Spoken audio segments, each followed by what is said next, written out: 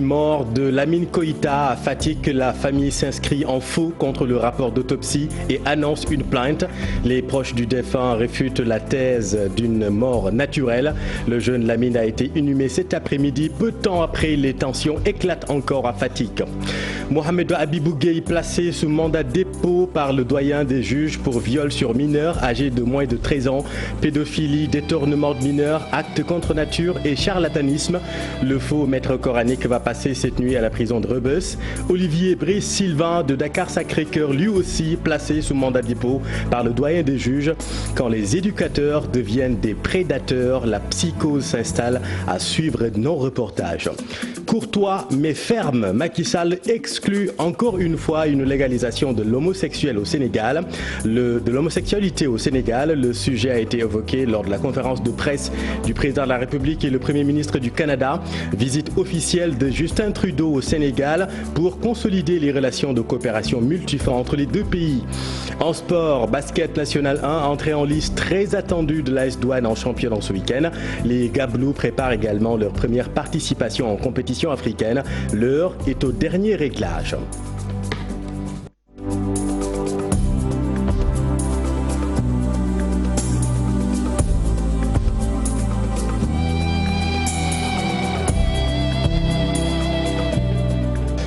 La famille de Lamine Koïta ne croit pas à une mort naturelle stipulée dans le rapport d'autopsie.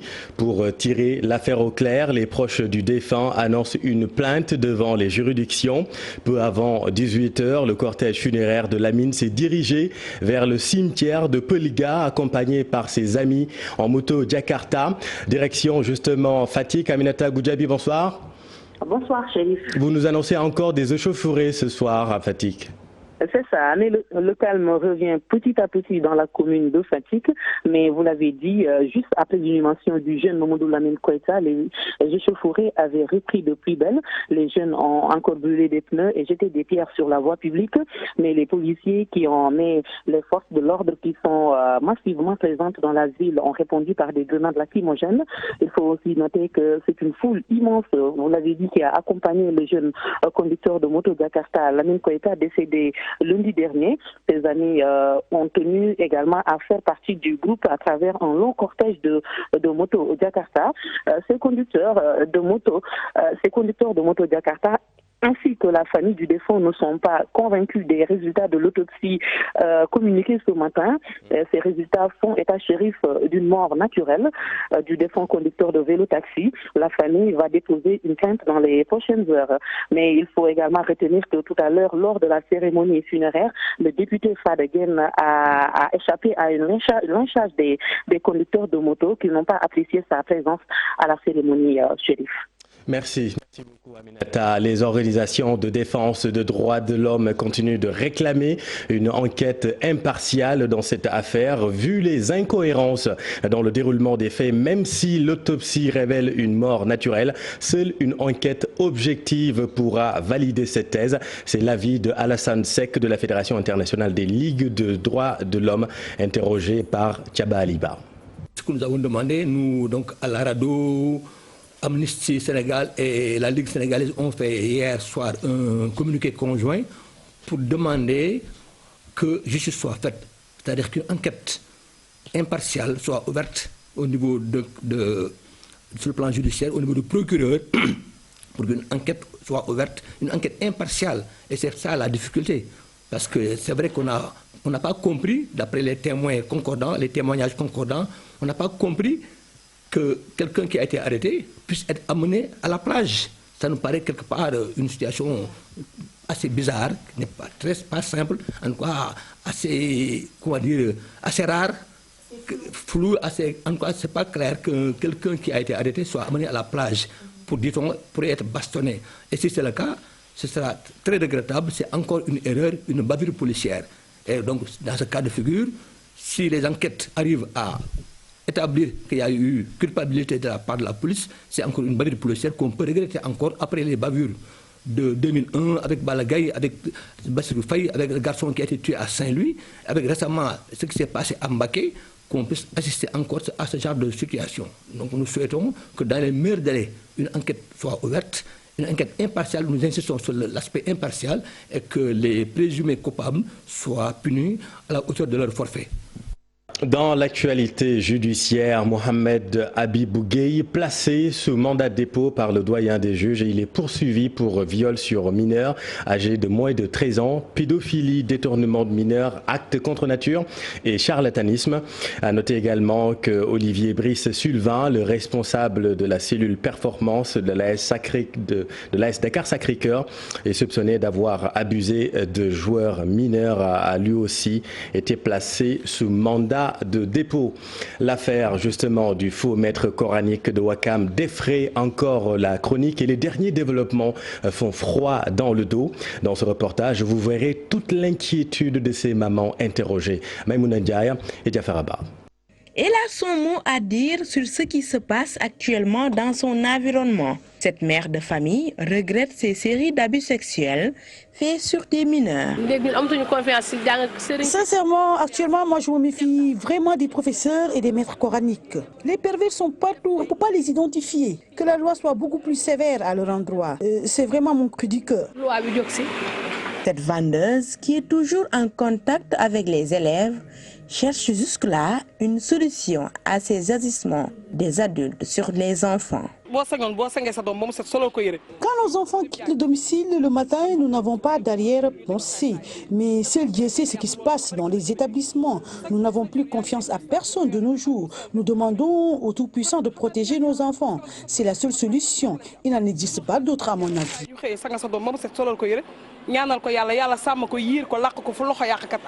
La faute incombe aux parents, dira Malika, de façon catégorique. Bien vrai que la vie est vachement dure, mais les enfants, les petits-enfants, là, les 2 ans, 3 ans, 4 ans, il faut les garder chez eux. C'est mieux. Donc tous les problèmes que vous entendez là, ça ne va pas avoir. C'est les responsabilités des enfants. Ils n'ont qu'à garder les enfants chez eux. Dorénavant, Awandiaï dit accorder beaucoup plus de temps à sa petite famille. Lorsque j'ai constaté ces séries d'actes ces derniers jours, j'ai rassemblé toute ma famille pour leur dire qu'il ne faut pas se fier à tout le monde, les maîtres coraniques, les enseignants, tout le monde. Je suis prête à me déplacer pour résoudre tout genre de situation. Cela en vaut la peine. En attendant des sanctions sur les auteurs de ces actes contre nature, ses parents continuent la sensibilisation au sein de leur famille. Oui, Maïmouna, quand les éducateurs deviennent les prédateurs, c'est la psychose qui s'installe au sein de la population. Enseignants, encadreurs sportifs, maîtres coraniques, les parents ne savent plus à quel saint se vouer. Quelle est la responsabilité des pouvoirs publics et comment instaurer un dialogue avec son enfant afin de détecter les signes annonciateurs? Élément de réponse, Habib Faye et Mohamed Djeng. Tous joyeux devant la caméra, ces enfants deviennent la cible des malfaiteurs aujourd'hui. Ils subissent des attouchements inédits, souvent de leurs protecteurs. Ces derniers sont cependant des prédateurs, ce qui fait sortir les défenseurs de leur gond. Ce que nous devions faire aujourd'hui, c'est de pouvoir faire la différenciation entre qui doit encadrer nos enfants. Et à tous les niveaux, que ce soit au niveau de la maison, que ce soit au niveau de l'école, que ce soit au niveau des institutions où on prend en charge des enfants. Et maintenant, personne ne peut faire d'une de pâle parce que les enfants vont à l'école. Depuis le préscolaire jusqu'à un certain stade. Alors, je crois qu'il y a une détérioration de la cellule familiale dans notre pays, il faut que nous tous nous en repensions. Mais en dehors de cela, maintenant, c'est l'impossible qui arrive. Parce que quand on nous parle d'un maître coranique ou des choses comme ça, quand même, c'est pas audible. On ne peut pas l'entendre. Ces deux entités interpellent l'État à concrétiser le Parlement des enfants ainsi que le code leur concernant afin de les protéger. Ce qu'il faut, c'est d'assurer une protection réelle des enfants au niveau du Sénégal. Et ça, il faut vraiment qu'il y ait des mesures de sécurité que l'État du Sénégal doit prendre pour pouvoir protéger les enfants du Sénégal. Parce que les enfants ont besoin d'être protégés. Parce que ce sont les adultes aujourd'hui qui utilisent les enfants dans certaines conditions. Aujourd'hui, le viol a été criminalisé, mais il faut penser maintenant à ces enfants qu'on tue. Comme ça, ou à tous ces cas de pédophilie et tout. Donc, il faut qu'on pousse Il faut qu'on ait un code de l'enfant. Ce sont les urgences aujourd'hui pour les enfants. C'est le code de l'enfant et le Parlement des enfants. Le quartier Abbas de Ouakam attire plus d'un à cause des viols en série subis par les enfants. Des vives voix s'élèvent pour défendre ces innocents qui sont à la merci des prédateurs. Merci Habib. Et toujours dans le chapitre judiciaire, scandale au cœur de la République, le dossier du coude. L'auteur du livre est Moudignan, visé par une citation directe de l'ancien directeur général du coude, Cheikh Oumar Anne, qui leur réclame 10 milliards pour diffamation. La défense de Cheikh Oumar Anne, par ailleurs ministre de l'Enseignement supérieur, dans la citation estime que l'intention de nuire, de porter atteinte à l'honneur et la considération du plaignant sont manifestes. Il plaide pour la condamnation de Papalé et Moudignan et le retrait du livre du marché. Venons-en à la visite de Justin Trudeau au Sénégal. Le Premier ministre canadien a évoqué en conférence de presse la question des droits humains à travers l'homosexualité, qui, vous le savez, est passible de sanctions au Sénégal. Le chef de l'État, Macky Sall, pour sa part, a affiché la courtoisie, mais avec fermeté requise pour rappeler que les valeurs et la législation du Sénégal interdisent l'exécution des relations contre nature. Toujours à la défense des droits humains et j'amène toujours ces enjeux-là partout où je vais. Le président Macky Sall connaît très bien mes perspectives là-dessus et on en a parlé brièvement, mais surtout on est en train de regarder à quel point le Sénégal est un leader en matière de démocratie, en termes de valeurs. On a tous du travail à faire encore, mais on a eu de très bonnes discussions là-dessus. Ceux qui ont une orientation sexuelle de leur choix ne sont pas pour autant, ne font pas l'objet d'exclusion. Mais on ne peut pas non plus demander au Sénégal de dire demain on légalise l'homosexualité et demain c'est les gays parades, etc. Ça, c'est pas possible parce que notre société ne l'accepte pas. Mais la société, elle va évoluer, ça prendra le temps que ça prendra. Je crois que même dans les pays du Nord, ce débat n'est pas totalement épuisé. Donc on ne peut pas avoir une vision globale du monde. Les sociétés évolueront à leur rythme. Et comme je le rappelle souvent, chaque pays a son propre métabolisme. Et il travaille selon son système interne. Donc c'est ça le problème au Sénégal. Donc nous sommes à l'aise avec nos lois sur ce plan. Le Premier ministre canadien est à Dakar, vous le savez, pour consolider les relations de coopération multiformes entre le Sénégal et le Canada. Le Premier ministre Justin Trudeau et le président Macky Sall ont animé ensemble une conférence de presse 2020 déclarée année Canada au Sénégal pour renforcer la coopération dans le domaine économique, numérique, environnemental et bien d'autres. Compte rendu Ibou Diouf et Pape Sango Dembaye. Ils ont opté pour cette démarche. Un point de presse conjoint, magnifier les relations séculaires entre le Sénégal et le Canada et donner un nouveau souffle à leur partenariat.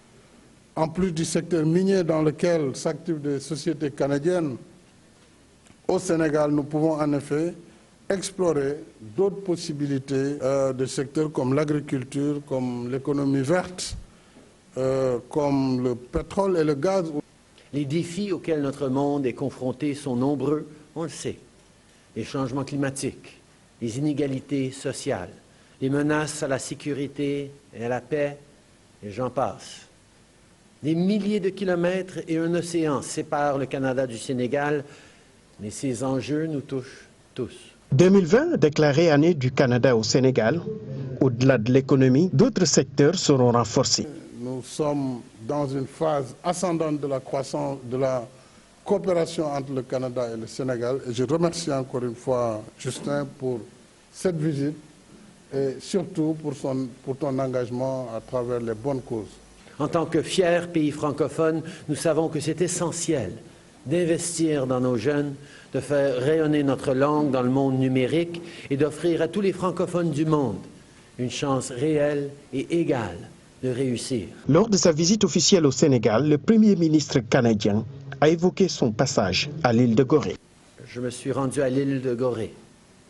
J'ai été bouleversé et ému de retracer le passage douloureux et déchirant emprunté par tant d'hommes et de femmes contraints à l'esclavage. Dans la logique de renforcer le partenariat bilatéral, Des questions liées à la sécurité, au commerce et au changement climatique, sans oublier le respect des droits humains. Autant de préoccupations soulevées par le président Macky Sall et le Premier ministre du Canada. Merci Ibou.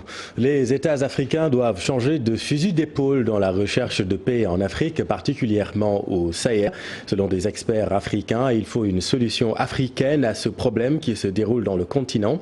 C'était à l'occasion d'une table ronde organisée dans le cadre de la 18e édition des matinales géopolitiques du Centre d'études diplomatiques et stratégiques. Fat Bintou Conté et Gervais Yarou. Au sortir du sommet de Pau, il est convenu que l'Afrique doit faire face à sa propre sécurité. Certes, l'apport extérieur est en plus, mais s'assumer c'est encore mieux, dira ce député burkinabé. La problématique de la sécurité des pays sahéliens incombe d'abord aux dirigeants et au peuple africain. Et historiquement, aucun pays de ce monde n'a été libéré par un autre peuple. Donc nous devons nous assumer. Il pense tout de même que le sommet de Pau en valait la peine pour éclaircir un certain nombre de points quant à la coopération militaire avec la France. Il fallait que les acteurs se trouvent pour discuter et clarifier un certain nombre de choses.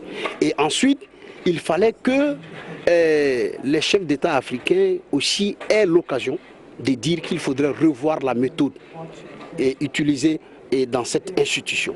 Mais l'important est que les États africains changent d'approche par rapport à la notion de sécurité. Nous avons dit d'abord qu'il faut même changer de paradigme dans l'approche même de la notion de sécurité.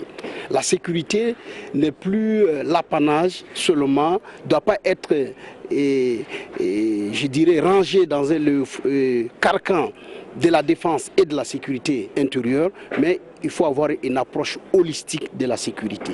L'implication de la société civile dans cette sécurité pour le Sahel ne se fait pas sentir, se désole Alioune Tine. À Pau, la société civile manquait. On n'entendait pas la voix de la société civile. Alors que qu'on le veuille ou non, des années 90 jusqu'à 2010, les acteurs en première ligne pour les changements démocratiques, les changements dans le domaine de la gouvernance, c'est la société civile. Il faut que la société civile revienne parce que les États ne peuvent pas tout faire. Face à un sentiment anti-français qui s'installe au sein des populations, le sommet de Pau a été convoqué. Mais cette rencontre entre chefs d'État membres du G5 Sahel et le président français n'est pas prêt de régler définitivement la sécurité en Afrique de l'Ouest.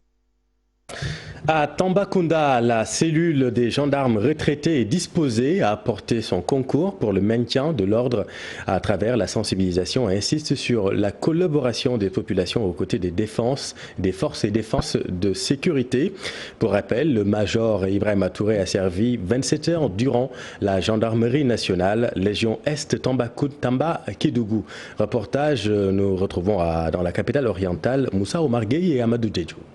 Le renforcement des effectifs, la dotation d'équipements modernes et des véhicules de liaison et d'intervention, ce sont là des propositions de Ibrahima Touré, major de la gendarmerie à la retraite, qui a servi pendant presque 3 décennies dans la zone Est Tambacounda-Kédougou.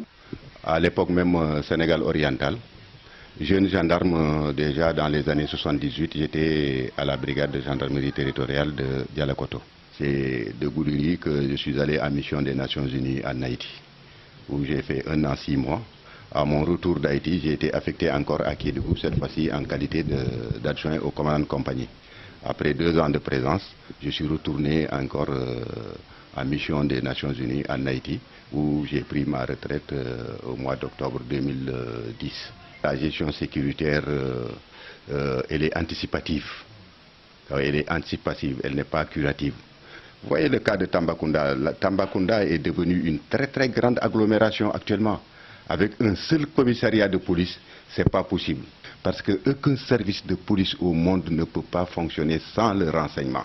Le renseignement est primordial dans l'exercice de la mission des forces de sécurité. Composée d'une 30aine de membres, l'association des gendarmes à la retraite entre Tambacounda et Kédougou reste ouverte pour apporter son soutien pour le maintien de l'ordre public et à la prévention. Merci Moussa Omar. Le franc CFA ne deviendra éco que lorsque les pays de l'UEMOA intégreront la nouvelle zone éco. L'arrêt de la centralisation des réserves d'échange au Trésor français et le transfert à la BCEAO des ressources disponibles. L'annonce est faite par le directeur national de la BCEAO pour le Sénégal. Par ailleurs, il appelle au renforcement des dispositifs de lutte contre le blanchiment de capitaux et le financement du terrorisme. Mohamed Somb et Moudou Diop. Le directeur national de la BCEAO monte au créneau pour lever toute équivoque relative à la réforme du franc CFA. Pour lui, une telle opération repose sur certaines conditions que les pays de l'UEMOA devront forcément respecter. 3 décisions ont été prises, il est bon de les rappeler. Le changement du nom de la monnaie franc CFA en éco lorsque les pays de l'UEMOA intégreront la nouvelle zone éco. L'arrêt de la centralisation des réserves de change au Trésor français, la fermeture du compte d'opération et le transfert à la BCEAO des ressources disponibles. Le passage du franc CFA à l'éco n'est pas en réalité une mince affaire, en croire le patron de la BCEAO. Changer de monnaie, ce n'est pas du tout simple. Il faut impérativement le préparer et maîtriser la convertibilité. Formule mathématique. S'agissant du financement du terrorisme et le blanchiment de capitaux devenus monnaie courante, il faudra renforcer le dispositif pour freiner la menace. Tous les États du monde sont évalués périodiquement quant à la robustesse de leur dispositif de lutte contre le blanchiment des capitaux et du financement du terrorisme. Et l'État du Sénégal subira à nouveau une évaluation cette année. Comme les banques sont aussi au centre du dispositif, nous avons procédé à une évaluation de l'état de préparation qui est quand même satisfaisant. Le système bancaire au Sénégal a connu des performances en 2019, des résultats positifs attendus en 2020. Pour ce faire, les banques devront juguler certains phénomènes comme le blanchiment de capitaux et la cybercriminalité. Merci Mohamed. Vous l'avez sans doute remarqué, un ciel bleu à perte de vue à Dakar, ça, ce n'est plus possible du fait de la pollution chronique dans la capitale. De jour en jour, les pics s'enchaînent. Aujourd'hui et demain, par exemple, le site du centre de gestion de l'air à Dakar annonce une qualité de l'air très mauvaise, ce qui n'est pas sans conséquence sur la santé. Une mauvaise qualité de l'air entraîne inexorablement plusieurs maladies respiratoires, selon le docteur Mordiao. L'air est assez pollué.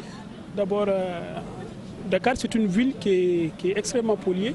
Polluée du fait qu'il y a des voitures à diesel, mais aussi polluée du fait qu'il y a la poussière qui nous vient du Sahara, augmenter le risque de survenir des pathologies chroniques respiratoires, comme l'asthme ou bien la bronchopneumopathie chronique obstructive, ce qu'on appelle dans le jargon médical la BPCO. Il faut réduire la pollution, ce qu'on appelle la pollution intérieure, c'est-à-dire le fait d'utiliser donc de l'essence dans nos maisons, le tourail dans nos maisons. Ça, c'est pas très recommandé et ça nous donne donc de l'air pollué dans la maison. Mais également essayer d'avoir des espaces verts, aussi bien dans nos quartiers, dans nos villes, mais aussi à la maison. Mais aussi bien essayer de contrôler les voitures à diesel, qui sont vraiment des sources d'émissions de polluants. Voilà, le docteur Mor Diaw qui s'exprimait en marge d'un panel sur les maladies chroniques non transmissibles à l'UCAD. Justement, restons dans le domaine, allons à Nguembe, dans la commune de Ngandiouf, département de Tivaouane. Là-bas, les populations sont confrontées à de réelles difficultés dans le domaine sanitaire. Les maladies respiratoires aiguës sont monnaie courante dans cette localité. Selon l'infirmier chef de poste, les populations demandent à l'État l'affectation de personnel qualifié. Diop, c'est la tire. Nguembe, ce paisible village situé dans la commune de Ngandiouf, dans le département de Tivaouane, les populations ont pris la décision de prendre en main leur propre destin, ce qui s'est traduit par la construction sur fonds propres d'une structure sanitaire ultra-moderne, d'un coût global de 140 millions de francs CFA. C'est un village enclavé, l'accès est difficile parce que la piste est latéritique, causant beaucoup de dégâts. Avec l'état chaotique de cette route, beaucoup de poussière, C'est pourquoi les infections respiratoires aiguës sont monnaie courante. Les rues ne sont pas normales, donc il y a de la poussière. Donc les IRA, on constate que les IRA seront beaucoup plus fréquentes ici, d'après l'étude de l'environnement. Les populations de Nguembe et villages environnants demandent aux autorités l'affectation de personnel qualifié vu la dimension de cette structure de santé. Elles déplorent le fait qu'il y a un problème de ressources humaines. Parce que déjà nous démarrons avec une sage-femme et un infirmier. Donc vu la structure, donc nous aurons besoin d'autres personnels d'abord, du personnel technique, que ce soit une assistante, des matrones, ASC. Nous démarrons avec du matériel, donc le matériel nécessaire, mais il y a du matériel qu'on aura besoin encore une fois pour mieux assister la population. Le poste de santé de Nguembe, vu sa dimension physique, va polariser plusieurs villages de la commune de Ngagne Diouf et de Niakhène au grand bonheur des populations. Rupture de médicaments pour les épileptiques. Le chef de service de distribution au niveau de la pharmacie nationale d'approvisionnement rassure que la structure a déjà pris les devants pour éviter cette rupture annoncée. Selon lui, la PNA a un stock suffisant de médicaments. Écoutons à ce propos Dr Lam Torosek, interrogé par Fatima Touré. Les supputations autour de ces antiépileptiques n'est pas fondée. Mais le traitement de choix de l'épilepsie repose sur trois anciens produits. C'est ce qu'on appelle le phénobarbital ou Gardénal, c'est ce qu'on appelle la carbamazépine ou Tegretol, mais aussi ce qu'on appelle l'acide valproïque ou le valproate de sodium qui est le Déparkine. Je parle sur les maths et je donne des données factuelles. Ces données factuelles qui permettent de dire qu'effectivement ces produits sont disponibles et seront disponibles. Je prends l'exemple du phénobarbital ou Gardénal qui est plus utilisé, où la consommation moyenne est de 615. On en a au moins 559 qui permet de couvrir un mois. Mais on a tenu au niveau de la PNA à lancer une commande d'urgence qui arrivera d'ici 25 jours, qui permettra que les patients qui seront sous phénobarbital ou Gardénal seront correctement pris en charge. Dans l'actualité sportive, basket national 1 masculin, l'AS Douane championne en titre défend son trophée à partir de ce week-end. L'équipe du coach Mamadou Gueye va également découvrir les compétitions africaines cette saison avec l'ambition de réaliser une bonne participation. Pour atteindre ses objectifs, l'AS Douane est en train de peaufiner son effectif. Cher Sadibou Diarra et Moudou Diop. Deux challenges pour l'AS Douane cette saison. Continuer son règne sur le basketball masculin du Sénégal et faire bonne figure en Afrique à la première édition de la Basketball Africa League. Une grande découverte. Ça fait pratiquement plus de 15 ans que nous n'avons pas connu l'Afrique. Les joueurs qui sont là, certes, ils évoluent la plupart d'entre eux en équipe nationale, mais ils n'ont pas l'habitude de se confronter aux meilleurs d'Afrique. Les objectifs restent les mêmes. On va se battre ici d'abord, continuer à travailler comme nous l'avons toujours fait pour pouvoir espérer conserver notre titre de champion. Avec le manque d'expérience dans les compétitions continentales, l'AS Douane ne se fait pas trop d'illusions en Afrique cette saison. Fevario de Maputo, c'est pratiquement l'équipe nationale de Mozambique. Patriots de Ouganda, c'est pratiquement l'équipe nationale du Rwanda, avec des recrues de très bons joueurs qui comprennent le basket, qui sont très durs physiquement. Et je pense que nous avons du pain sur la planche. Maintenant, il ne faut pas se tromper d'objectif. On ira doucement, sûrement, découvrir ce qui se fait le meilleur en Afrique pour pouvoir revenir, espérant revenir l'année prochaine plus fort. Un large effectif est nécessaire pour jouer sur ces différents tableaux. Nous avons droit à deux Africains et deux non-Africains, mais là, il va falloir des ressources financières pour pouvoir attirer ces genres de joueurs chez nous. Nous avons recruté quelques joueurs comme lui, Adam qui revient d'Espagne, Bara qui revient du Duc, qui était au Duc, Gore qui était au Maroc et qui est revenu cette année, et Lamine Badji qui était à l'AGA. La saison de l'AS Douane démarre ce week-end, un duel avec Sibac lors de la première journée du National 1 masculin. La Basketball Africa League débute par contre au mois de mars prochain. Basket, toujours changement d'air à l'AS Ville de Dakar. Le coach Ousmane Diallo succède à Moustapha Gueye qui est resté 4 ans à la tête de l'équipe. À l'orée du démarrage du National 1 féminin, l'AS Ville de Dakar compte conserver ses titres de la saison dernière, championnat et coupe Ibrahima Kane et Djili Djemé. L'AS Ville de Dakar, déterminé à rester sur sa lancée de la saison dernière. Auteur du doublé Coupe Championnat sous le magistère de Moustapha Gueye, parti à la direction technique nationale, le club de la municipalité de Dakar, dirigé désormais par l'ancien adjoint Ousmane Diallo, entend confirmer les résultats. Mais ça va être ma première année avec Ville de Dakar comme entraîneur titulaire. Nous allons connaître le projet, essayer de confirmer les mêmes résultats de l'équipe. Parce qu'il faut le dire, la Ville de Dakar joue les grands rôles depuis des années. Nous avons notre empreinte dans le basket sénégalais. Donc là, il faut travailler, on va travailler pour confirmer les résultats de l'année dernière. L'année dernière, on a fait le doublé. Cette année, on va essayer de faire le doublé ou plus. Maintenant, tout dépendra de Dieu. Ça, c'est le dire. Ce qui est important, moi, je le dis, c'est le travail. Pour cette nouvelle saison, l'AS Ville de Dakar part comme favorite du National 1 féminin. Un statut à assumer avec l'arrivée de recrues expérimentées. Ce n'est pas un cadeau. Le fait d'hériter d'une équipe championne du Sénégal et vainqueur du Sénégal, ça ne va pas être facile.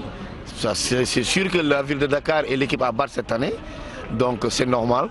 Maintenant, on va y travailler pour confirmer les résultats. Au niveau de l'effectif, il y a eu des départs. Il y a la meneuse Elma Malou, la meneuse titulaire qui est partie en France. Donc on a fait venir une joueuse de Saint-Louis, Mati Fall. Il y a aussi une ancienne, une joueuse expérimentée qui a beaucoup d'expérience, Fatoumata Django, qui était au Duc, qui est venue avec nous cette année, plus une fille qui était en Espagne, qui est de retour. Il faut travailler très dur et essayer de confirmer les résultats. L'AS Ville de Dakar, après l'ère Moustapha Gueye, va débuter sa saison face au CEMT de Ziguinchor dans la poule A. Ce sera lors de la deuxième journée du championnat.